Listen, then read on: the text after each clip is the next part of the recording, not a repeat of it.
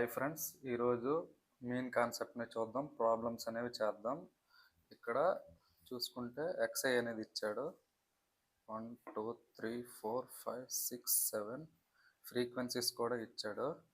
5 9 12 17 14 10 6 discrete data ఇచ్చాడు. Discrete data ఇచ్చేటప్పుడు formula ఏంటంటే మెయిన్కి formula sigma XF by sigma F కదా. ఇంకా ఏం ఫైండ్ అవుట్ చేయాలంటే ఎక్స్ఎఫ్ సిగ్మా ఎక్స్ఎఫ్ అనేది ఫైండ్ అవుట్ చేయాలి కదా. ఎక్స్ఎఫ్ 5 1 జా 5 9 2 జా 18 12 3 జా 36 17 4 జా 68 14 5 జా 70 10 6 జా 60 7 4 7 6 జా 42. ఈ సమ్ కదా మనకు కావాలి. Sigma XF equals to 5 8 13 13 6 19 19 8 27 27 to 19 27 to 29 29 6 6 12 12 7 19 19 6 25 25 3 28 29 29 2 299 అనేది సిగ్మా ఎక్స్ఎఫ్. సిగ్మా ఎఫ్ చూసుకుంటే 16 14 30 30 47 49 49 59 59 64 64 9 73. సిగ్మా ఎఫ్ ఎంత?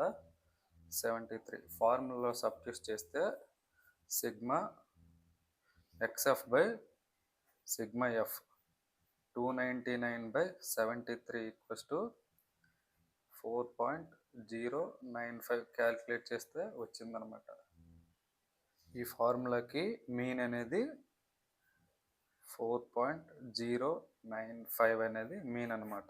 డిస్క్రీట్ డేటాకి మీన్ అనమాట. ఇక్కడ చూసుకుంటే ఒక మార్కు వచ్చిన వాళ్ళు ఎంతమంది ఉన్నారంటే 5 మెంబర్స్ అనేవి ఉన్నారనమాట. 2 మార్క్స్ వచ్చిన వాళ్ళు ఎంతమంది ఉన్నారంటే 9 మెంబర్స్ ఉన్నారనమాట. అలాగే 3 మార్క్స్ వచ్చిన వాళ్ళు 12 మెంబర్స్ ఉన్నారనమాట. 4 మార్క్స్ వచ్చిన వాళ్ళు 17 మెంబర్స్ అనమాట. 5 మార్క్స్ వచ్చిన వాళ్ళు 14 మెంబర్స్ అనమాట. 6 మార్క్స్ వచ్చిన వాళ్ళు 10 మెంబర్స్ అనమాట. 7 మార్క్స్ వచ్చిన వాళ్ళు 6 మెంబర్స్ అనమాట. ఒకరు అయితే కదా, అలా 5 మెంబర్స్ క్యాలిక్యులేట్ చేస్తే ఇంటూ మల్టిప్లికేషన్ కదా.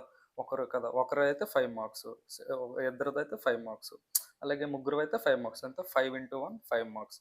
అదే అలాగే ఒకరి మార్క్స్ అయితే 9, అలాగే 9 మందిది కదా, అంటే 2 into 9 18 అనమాట. అలాగే ఒకరి మార్క్స్ అయితే 12, అదే ముగ్గురు మార్క్స్ 12 మంది కావాలి కాబట్టి 36 అనమాట. మల్టిప్లికేషన్ చేయాలన్నమాట. 12 3 జా 36, 17 4 జా 68, 14 5 జా 70, 10 6 జా 60, 6 7 జా 42. ఇలా చేయాలన్నమాట. వాళ్ళందరి యావరేజ్ ఎంత ఉంటుందంటే 4.095 అనేది వాళ్ళందరి యొక్క డేటాను చూసుకుంటే వాటిలో మీన్ ఫైండ్ అవుట్ చేస్తే 4.095 వచ్చింది. యావరేజ్గా 4 4 4 అనేది మనకు వస్తుంది అనమాట. అది మెయిన్ కాన్సెప్ట్.